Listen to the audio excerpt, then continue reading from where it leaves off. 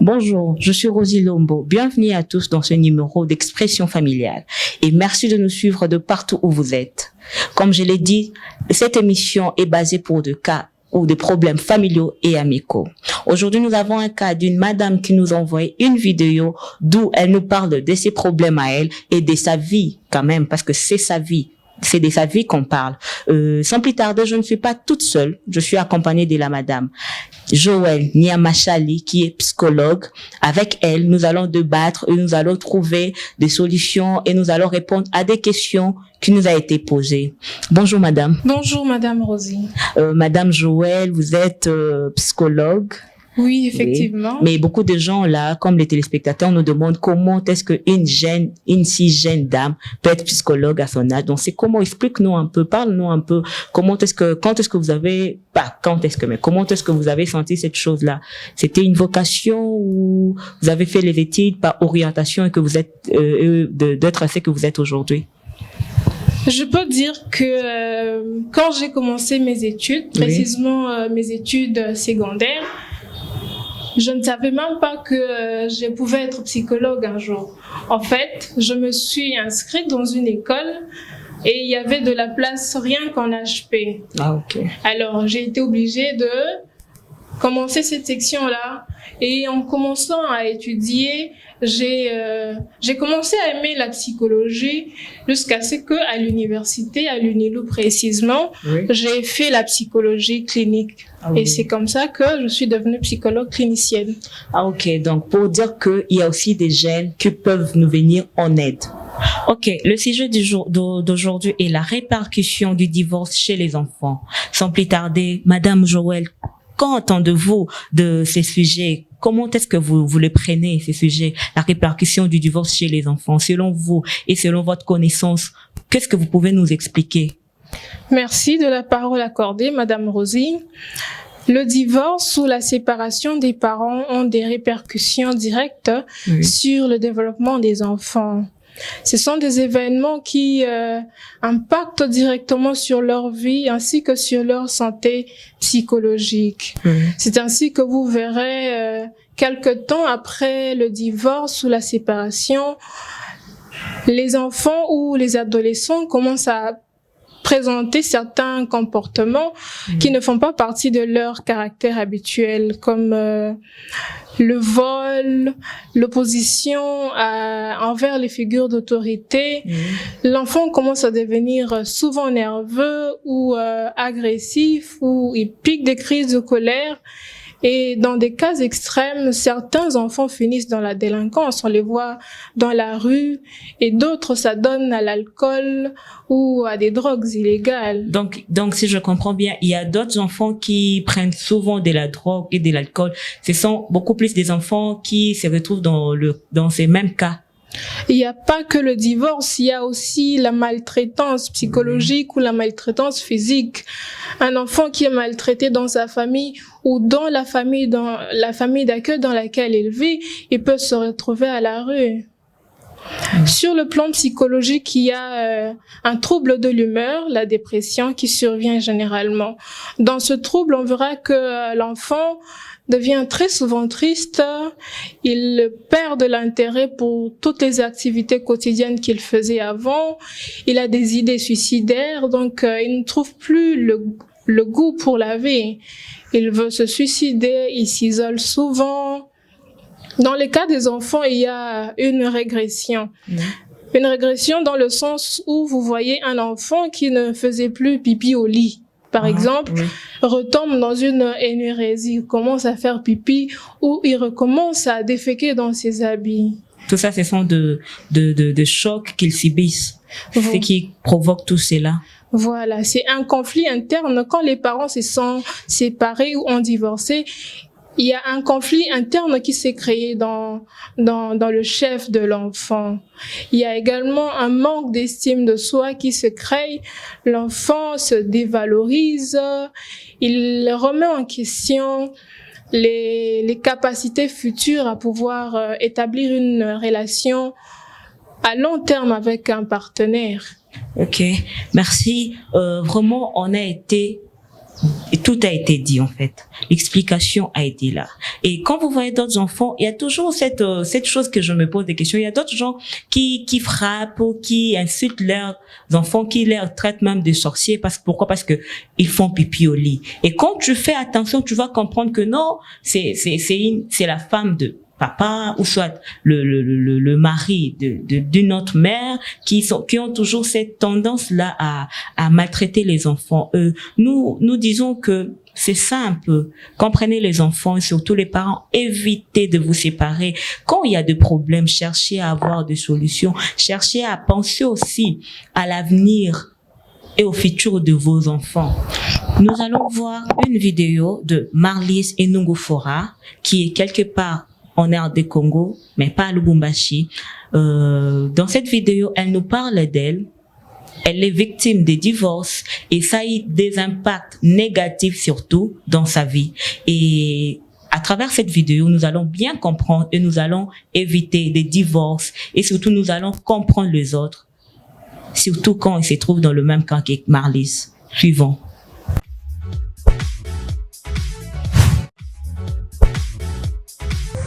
Bonjour la famille, salut tout le monde, moi c'est Marlys et Enungufora. Je suis née sur la 15 février d'une certaine année à Kinshasa. Je voudrais un peu parler de mon histoire concernant le sujet du jour qui parle du divorce. Comme tout le monde le connaît, lorsque un couple se sépare, on se partage des biens. S'il y en avait par exemple des maisons, des voitures, on se les partage. Et voir même des enfants, la garde des enfants. Nous étions à deux, moi je n'avais que 2 ans et ma jeune soeur n'avait que 1 mois. D'où je devais rester avec papa et maman devait partir avec le bébé. Et ça n'a pas été facile pour moi, et pardon, ça n'a pas été facile. Pourquoi? Parce que j'ai rêvé des choses qui semblent qui n'ont pas vraiment d'importance, mais pour moi, ça avait beaucoup d'importance parce que j'étais un enfant, je ne comprenais absolument rien. J'avais par exemple être accompagnée à l'école par l'un de mes parents, ou papa ou maman qui m'accompagne à l'école. J'avais par exemple le soir comme ça, autour d'une table, on mange ensemble en famille, partir à l'église en famille, des fois avant de dormir, que l'un de mes parents me souhaite bonne nuit ou qui lise pour moi une histoire. Et ce n'était pas possible. Et je les voyais ou j'entendais les amis parler de ça. Et comme moi, je n'avais pas la chance d'avoir ces choses-là, donc ça me faisait mal. Et je me posais des questions pourquoi, comment et tout, des questions qui n'avaient pas de réponse. Et j'ai cherché à savoir pourquoi ça m'arrive à moi, pourquoi je me trouvais différente des autres. Parce que je pensais peut-être que les amis ont plus de privilèges que moi, je n'ai pas. Ou par exemple, Dieu ne m'aime pas ou comment. Et c'est ce genre de questions que je me posais. Et je ne faisais que pleurer. Je ne faisais que pleurer toute mon enfance. Je pleurais encore et encore, encore et encore. Et plus tard, je suis devenue brutale en parole. J'avais toujours tendance à blesser les gens. J'avais toujours tendance à dire des méchancetés sur les gens. Des fois, je me posais une question, je te réponds insolemment. Pour moi, je me disais, je cherchais à me défouler sur des gens, que la personne puisse ressentir même un tiers de ce que moi j'ai toujours ressenti.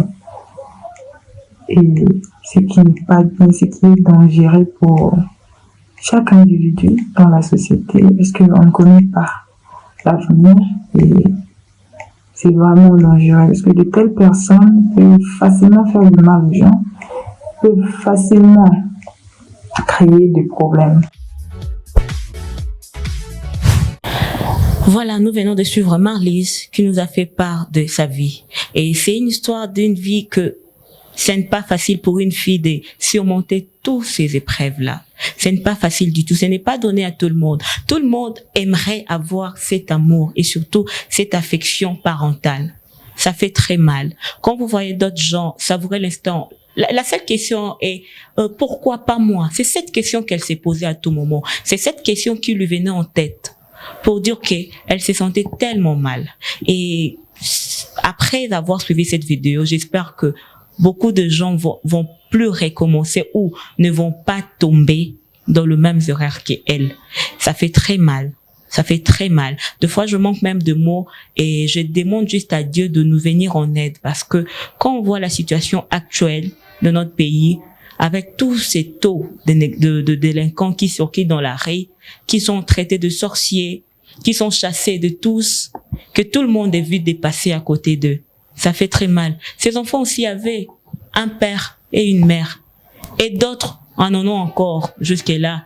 Mais moi, je me pose des questions. Comment une mère, tu peux dormir à l'aise, sachant que ton enfant est dans la rue, avec le froid, le soleil, la famine? Tout ça, ça fait mal au cœur. Madame, on a suivi la vidéo ensemble. D'après vous, qu'est-ce que vous pourriez nous dire? Parce que là, ça fait mal de voir déjà une fille qui a tendance à blesser les autres. Juste pourquoi? Parce que elle se sent soulagée au moins. Elle s'est dit, en blessant les autres vont ressentir la même chose que j'ai eu à ressentir en étant enfant. Selon vous, comment expliquer ces phénomènes-là? Merci de la question, Madame Rosie. Le fait de vouloir blesser les autres, premièrement, je veux dire que elle ne le fait pas consciemment. Elle ne veut pas vraiment blesser les autres, mais c'est un mécanisme de défense que généralement on développe de manière inconsciente qui nous pousse à faire face à la situation dans laquelle nous vivons. Elle ne le fait pas consciemment, elle ne cherche pas à blesser les gens consciemment. Ça, c'est premièrement. Oui. Deuxièmement, elle peut le faire consciemment. Elle peut vraiment avoir cette volonté de blesser les gens tout simplement parce que elle blâme son entourage. Elle pense que les autres sont la conséquence ou sont à la base du divorce de ses parents. Parce que là, elle est claire. C'est sûr qu'elle est fait consciemment parce que là, elle est claire. Elle est dit que non. Elle avait tendance à blesser les autres pour que les autres puissent ressentir ce qu'elle a. Ne fût-ce que 1% de ce qu'elle ressent comme douleur.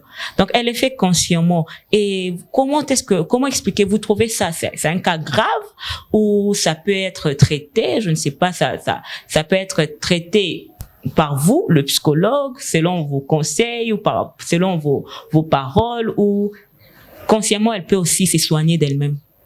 Bien sûr, pour qu'elle soit soignée, ça dépend d'abord de sa disposition intérieure. Le psychologue ou la psychologue clinicienne, elle sera là pour l'accompagner, bien sûr. Oui.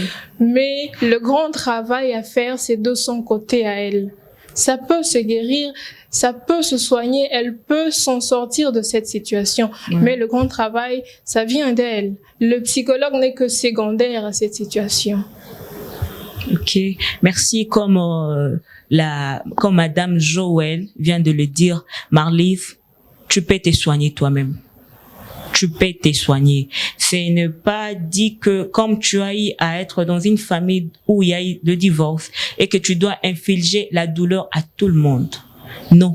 Au contraire, quand tu aimes les autres, bon, moi je sais qu'on nous dit toujours, quand tu aimes les autres, au moins tu vas t'aimer toi-même, tu vas oublier tes peines.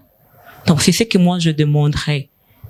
Oublie, parce que ce ne sont pas les autres qui sont à la cause du divorce de tes parents. Tu n'as qu'à leur donner encore une chance. Parce que ce n'est même pas une chance que tu vas leur donner. C'est juste leur comprendre. Tu peux aussi profiter de leur amour, de leur zone positive pour le compléter dans ta vie. Et c'est à travers ces zones positives-là que tu trouveras la paix. En fait. Et il y avait une question que les gens se demandent, est-ce que le parent a aussi de répercussions à leur côté? Bien sûr que oui. Les parents, c'est sûr qu'ils sortent aussi blessés de cette situation. En tout cas, ils sortent blessés parce que vous vivez un amour, vous vous êtes promis un amour éternel. Oui. Et une fois qu'il y a cette relation qui est rompue, eh ben, vous souffrez. C'est généralement chez les femmes, elles tombent aussi dans une dépression comme les enfants. Oui. Vous allez voir une femme qui peut même arriver à se suicider parce que il y a eu cette rupture avec son mari. Donc bon, je condamnais les mamans. Là, on a pris votre défense en fait en disant que vous pouvez aussi vous suicider.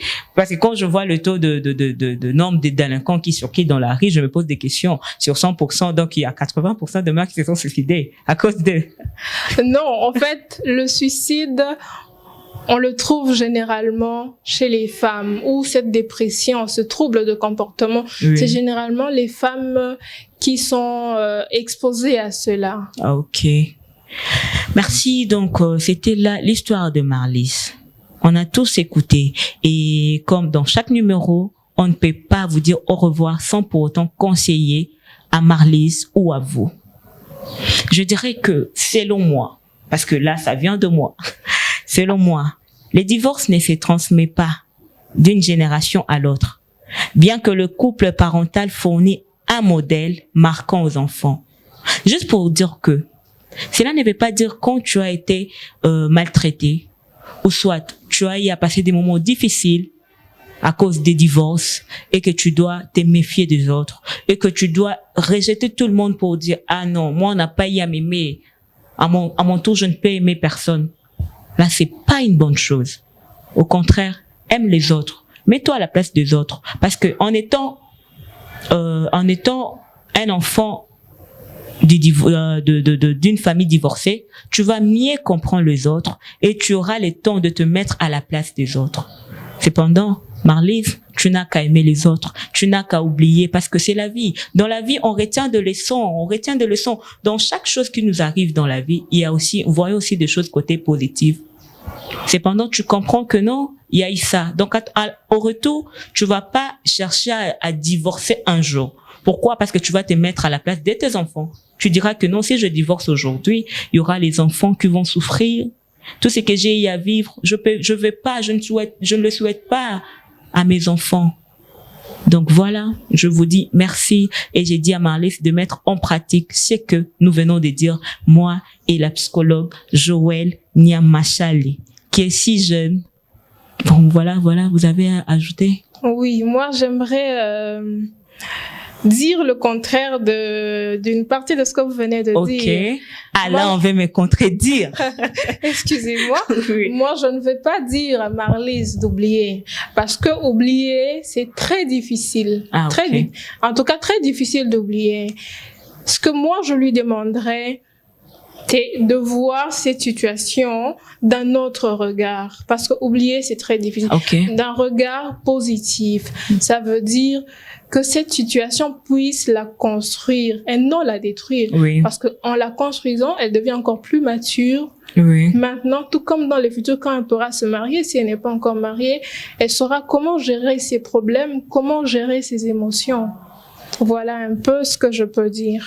Ok, merci Marlys. Là, tu as écouté tout ce qu'on a eu à dire et il faut le mettre en pratique. Et à vous, nos chers téléspectateurs, je vous dis merci et surtout, prenez aussi ces conseils, portez-les dans votre cœur, dans vos cœurs à tout moment, à chaque pas que vous ferez. Pensez-y, pensez à vos enfants, pensez à l'avenir de vos enfants, pensez à vous aussi qui vous trouvez dans ces genres de situations. Ce n'est pas la fin du monde.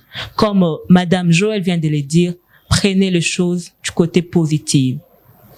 Avant de nous quitter, nous allons prendre aussi la vie d'un homme de Dieu, en sachant que le divorce a aussi des causes spirituelles. L'homme de Dieu, le révérend récite du ministère Joël. Sans plus tarder, écoutons ce qu'il a à nous dire. Révérend Réussite Ngoï Mandakou, je suis président et visionnaire des ministères Génération Joël. Je suis conseiller matrimonial, je suis motivateur chrétien. Les gens choisissent leurs partenaires en fonction des cours qui ne sont pas à grande pondération, c'est-à-dire l'aspect extérieur. Or, l'aspect intérieur est très important. Nous voulons seulement vous dire quels sont les impacts qu'il y a quand il y a divorce. C'est-à-dire quand les gens se sont mal mariés, il y a toujours la possibilité que les gens arrivent à divorcer. Mais il est toujours possible que deux parents responsables qui constatent qu'il y aura des effets néfastes sur les enfants, de savoir endurer, se sacrifier pour que d'autres personnes puissent bénéficier du mariage parce que le divorce fait souffrir plus les enfants. il fait souffrir plus les enfants. Pourquoi? Parce que les deux partenaires sont responsables. Ils se sont aimés. Mais il y a des enfants qui viennent, qui n'ont jamais fait un choix et qui subissent le brisement d'une alliance, le brisement du mariage. C'est ça même le problème que nous avons ici. Alors, comment on peut aider l'impact du divorce? Ouais, vous êtes habitué à voir les parents ensemble. Vous apprenez l'amour sur eux parce que, ne dit-on pas, le premier mariage que les enfants connaissent sont les mariages de leurs parents. C'est-à-dire que quand vous vivez avec des parents qui se bagarrent, c'est déjà le premier produit de votre vie. C'est-à-dire que il est possible, vous avez beaucoup de chances de commencer à vous battre aussi dans le mariage parce que vous trouvez que c'est comme ça qu'on résout les problèmes dans le mariage, c'est en se bagarrant. Mais si les parents ont toujours négocié, les parents sont toujours joyeux, mais vous allez voir que même les jeunes gens qui veulent se marier, ils veulent avoir un couple épanoui, des parents joyeux, tout ça, ainsi de suite. C'est pour cela que nous disons que deux personnes peuvent décider de se séparer, mais souvent ces gens sont égoïstes parce que eux estiment qu'ils ne peuvent pas rester ensemble. Eux estiment, chacun de son côté dit je. Le problème, c'est l'égoïsme. On veut être satisfait soi-même. Est-ce que nous pouvons penser aux enfants? Les enfants subissent des coups. Et aujourd'hui, les enfants souffrent dans la société et ces enfants, si nous ne faisons pas attention, risquent de répercuter ce syndrome du divorce sur leur couple. Voilà pourquoi nous disons à tous ces enfants qui ont été victimes du divorce de dire que ce n'est pas fini, tout n'est pas clos, il y a une possibilité d'avoir un foyer solide, mais à une condition. À une condition, c'est qu'on subisse ce qu'on appelle, chez nous, à l'église, nous parlons de ce qu'on appelle la cure d'âme. La cure d'âme, c'est comme quelqu'un qui va voir un médecin. Je crois que si le médecin, ça peut être une jeune fille devant un médecin qui est homme, et le médecin lui dit, est-ce que tu peux te déshabiller et monter sur la table de consultation? La fille ne peut pas refuser, parce qu'elle sait qu'elle a besoin d'être soignée. C'est la même chose avec un homme de Dieu. Mais cette fois-ci, l'homme de Dieu ne déshabille pas le corps, déshabille l'âme.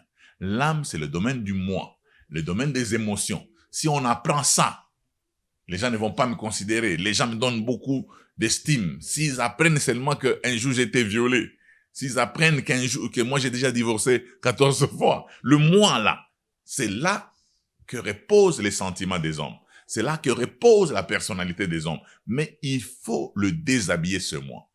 Alors, quand vous pouvez voir un homme de Dieu qui vous reçoit et qui vous écoute, d'ailleurs, il est toujours demandé aux hommes de Dieu d'avoir plus les oreilles que la bouche quand vous recevez une personne, que laisser la personne s'ouvrir davantage.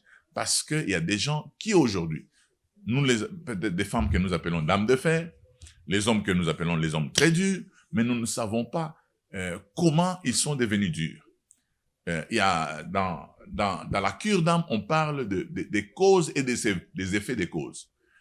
Aujourd'hui, vous constatez qu'une femme est dure, qu'une femme blesse les gens. Vous constatez qu'un homme est toujours, il est comme une femme, il ne fait que pleurer quand il y a un problème. Il se plaint, ou un homme qui se plaint continuellement. Vous savez, il y a des hommes qui se plaignent continuellement de tout. Ils se plaignent d'eux-mêmes, ils se plaignent des autres, ils se plaignent de l'atmosphère, ils se plaignent du soleil, ils se plaignent de la pluie, ils se plaignent de tout. Donc, du piment, ils se plaignent parce qu'il n'y a pas du sel dans la nourriture, ils se plaignent parce qu'il y a beaucoup de sel dans la nourriture, ils se plaignent parce que la nourriture est trop chaude, ils se plaignent parce que la nourriture est froide, ils se plaignent de tout. C'est aussi une maladie qu'on peut curer. Alors, il y a ce qu'on appelle les causes et les effets des causes. Vous pouvez, parfois, celui qui fait la cure d'âme, s'il ne fait pas attention, il risque d'attaquer les effets des causes et ne pas attaquer les causes. Il risque de rater, de toucher la personne ou de guérir la personne. Or, notre objectif, c'est de guérir la personne. C'est-à-dire, on se retrouve devant une fille peut-être très dure, on se retrouve devant un homme très plaintif. Pourquoi il se plaint? Pourquoi elle est blessante? Alors, vous allez dire, non, c'est une mauvaise. il faut la mettre en prière. Bon, il faut la conseiller. Vous allez la conseiller, vous ne trouverez pas de solution à cela. Vous allez trouver, par exemple, un couple, le mari s'est plaint de sa femme. Pourquoi tout ça? La femme aussi se plaint de son mari. Mais quand vous dites, non, la Bible déclare, vous serez une seule chair, les deux seront une chair, la Bible déclare. Tout ça, ce sont des versets, c'est bien. Mais quel est leur réel problème? Leur réel problème, je donne un exemple, ça peut être qu'ils ne comprennent pas qu'ils sont différents. Vous savez, parfois, les hommes veulent que les femmes soient comme eux. Les femmes veulent que les maris soient comme eux, comme elles. Non, nous sommes différents. D'ailleurs, nous disons au couple, dès que vous découvrez que vous êtes différents, dès que vous avez votre premier problème, c'est-à-dire vous commencez à réussir, pourquoi? C'est parce que vous venez de découvrir que vous êtes différents.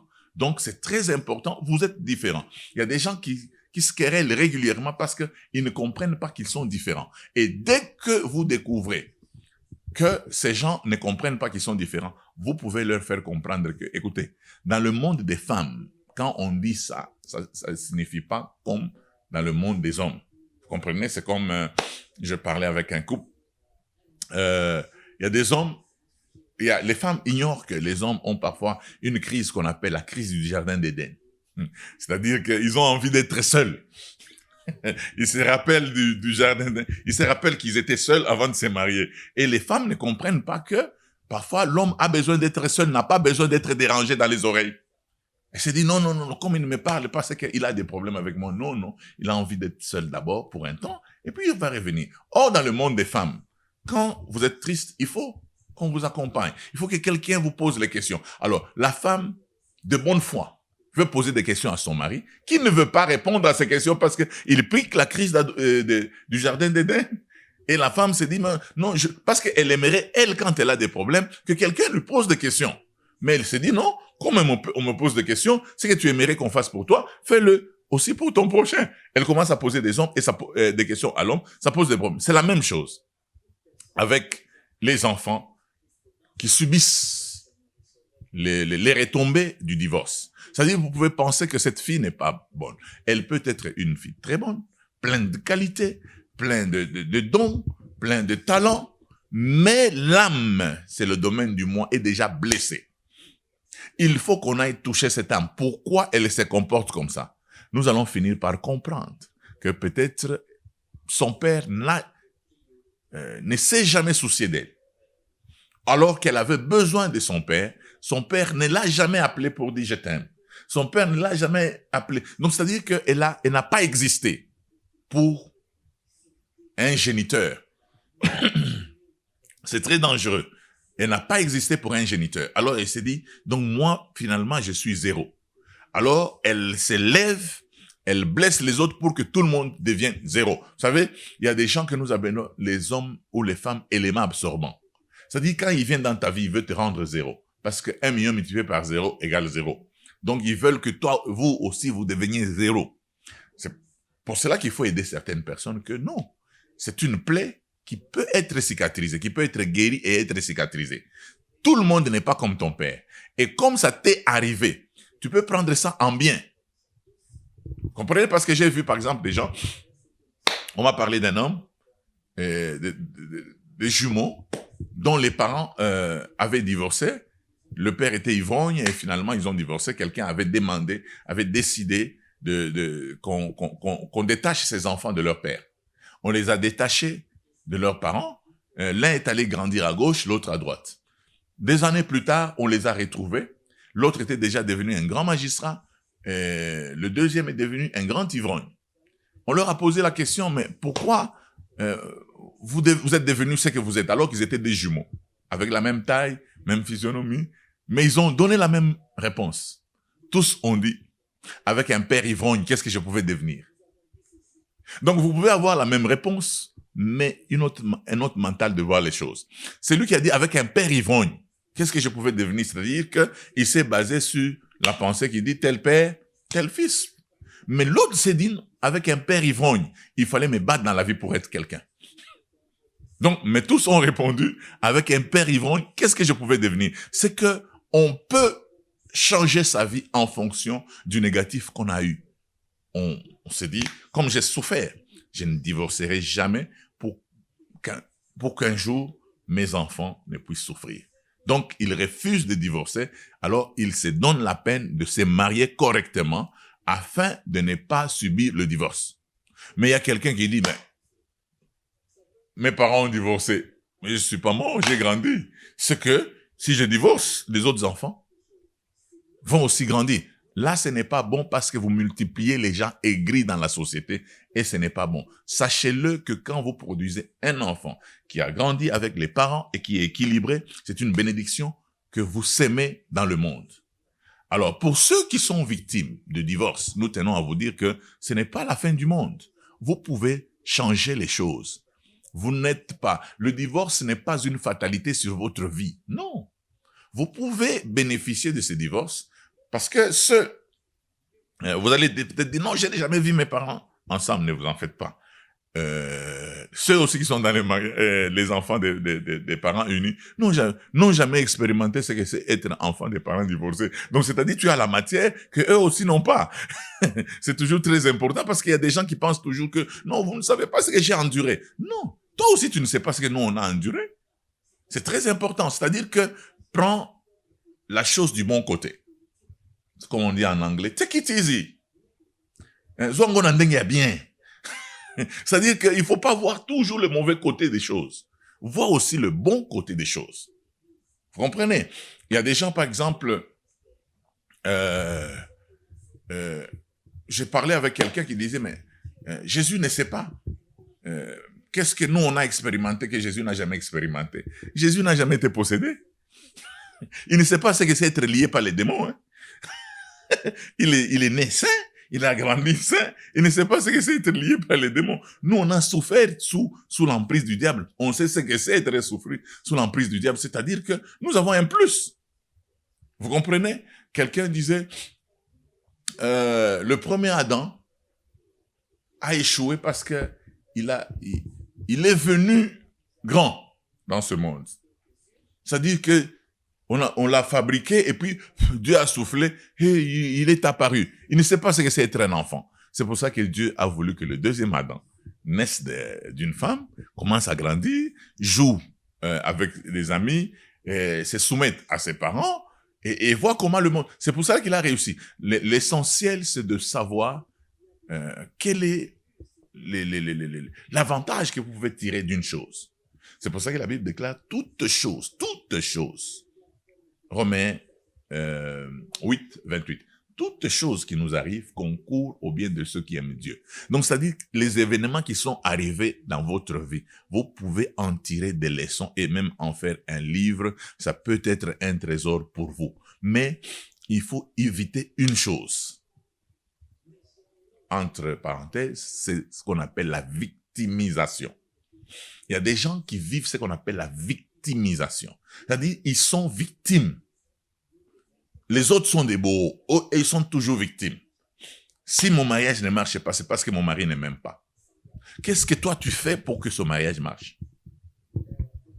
Il est possible d'avoir un mari qui ne t'aime pas et de travailler. Il est toujours possible d'être orphelin. Toi, au moins, tu es victime, tu es enfant divorcé. Mais il y a des gens qui vont dire, toi, tu sais voir au moins tes parents.